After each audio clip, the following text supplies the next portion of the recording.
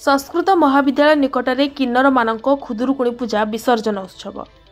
गजपति जिला पारलाखेमुंडी स्थित संस्कृत महाविद्यालय निकटरे किन्नर मानक खुदुरुकुणी पूजा विसर्जन उत्सव अनुष्ठित होईछि।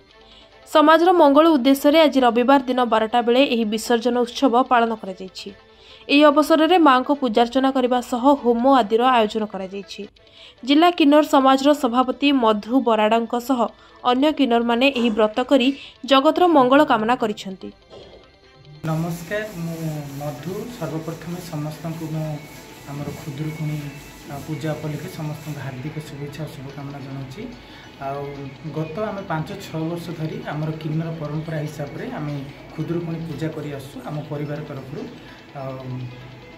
आज आमर माने शेष पूर्णाहुति होती आमर ये कार्यक्रम चली जो व्रत रही खुदुरुकुणी कौन या कले कौन मिले बोली मान्यता रही।